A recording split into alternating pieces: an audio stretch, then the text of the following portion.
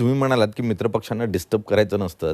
ते म्हणतात की मग राणेंना घेताना आम्हाला नव्हतं डिस्टर्ब केलं का तुम्ही? राणे आम्ही तुमचे मित्रपक्ष होतो. मग राणेंना कसं तुम्ही बरोबर घेतलं? पण राण्यांना बरोबर घेताना आम्ही तुम्हाला कुठे डावललं नव्हतं. मुद्दा असा आहे की राणेंना आम्ही नसतं घेतलं.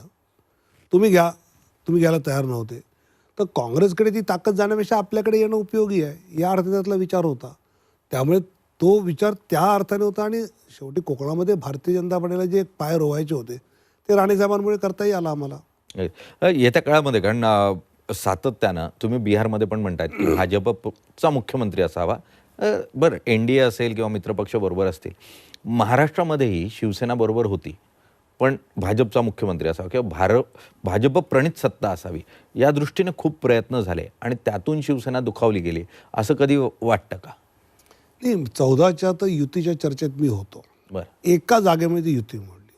म्हणजे आम्ही जे म्हणत होतो ते पण कधी-कधी शिवसेनेचं म्हणजे उद्धवजींच्या ह्याच्यामध्ये अनावश्यक काही गोष्टींमध्ये इतके अडून राहायचे. प्रॅक्टिकल त्यावेळची स्थिती जर पाहिली असेल एक जागा, त्याच्यामुळे सगळी युती तुटली. मग नंतर ताकद सिद्ध झाली, 125 आले भाजपचे निवडून. मला असं वाटतं की त्यावेळी आपण त्यावेळच्या स्थितीचा अंदाज घेत जो निर्णय घेतला पाहिजे, तो न घेता मी आता आधी इतका होतो आणि मला इतकं पाहिजे असं राजकारणात चालत नाही.